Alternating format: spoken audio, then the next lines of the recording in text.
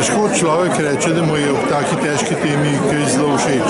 Predstava, tema sama, Faust je temačna, je na nek način zblojena tema. Ne?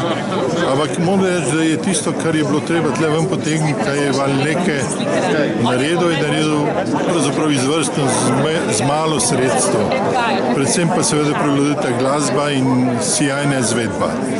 In zanimiv je bil ta končen pozdrav in odhod režiserja Vanlakeja z tega odra ljubljanske opere, za katerega mi ni še čisto jasno, kaj zares se je zgodilo.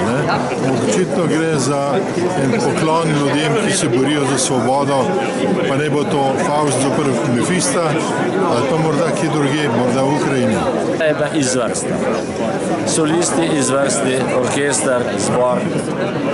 Jaz sem zelo vesel, da ljubljanska opera še vedno dosega tak visok nivo. Z občinstvom sem imel kar močen stik. Moram reči, da me je občinstvo zelo podprlo. Čutil sem, da mogoče se me celo malo bojijo, ampak ta vloga mi je v bistvu zelo draga in zelo pri srcu močna vloga. Ta zlodej, ki je, upam, da sem tudi publiki dal nekaj te moči in mogoče ne hudobe, ampak to, da mogoče pomislijo na to, da vseeno grejo stran od tega vsega zlega in mislijo dobro.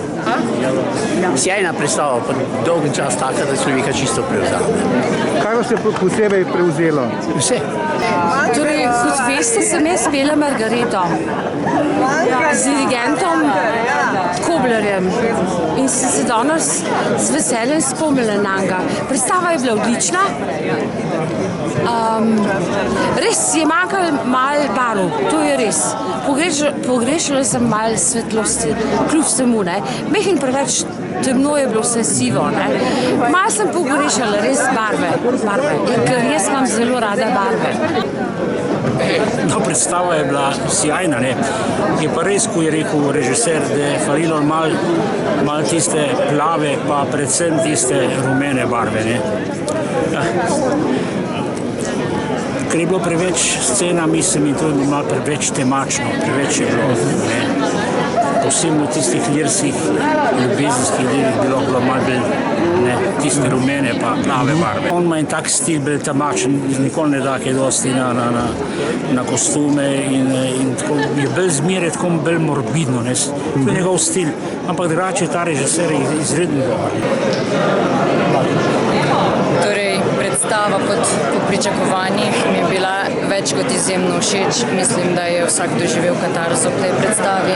Še posebej se me je pa dotaknila elektrifikacija na koncu, kajti spominjala me je na uboje po končanem, že po odprtem Auschwitzu, ko so ljudi, medtem ko so skušali bežati, so bežali čez te bodeče žice, so jih elektrificirali in so oni tam obviseli mrtvi. Pobegnili je samo njihov duh, ne, telesa so pa ostala in to me je res globoko do solz pretreslo. Ja, čudovito doživetje. Faust je res brezčasna zgodba, s katero se srečujemo, predvsem starejši večkrat marsikdaj.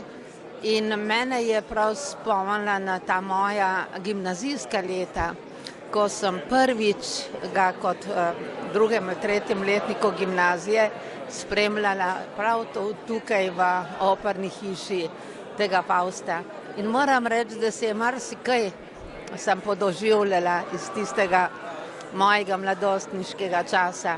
Ljudje se v bistvu ne spreminjamo veliko, samo malo bolj bogata spoznanja so danes po nekaj desetletij. Faust je odlična predstava. Gledali smo jo pred veliko leti, se učili o njej v šoli, ampak me je ponovno fascinirala, brezčasna, aktualna v katerem koli prostoru in času in se dotakne prav vsakega. Svojo sporočilnostjo, svojo globino svojimi čustvi. Današnja predstava mi je bila izredno všeč. Režijsko postavljena je vrhunsko in pevci so se zelo dobro držali, zbor je bil izvrstno pripravljen in vsem priporočam ogled.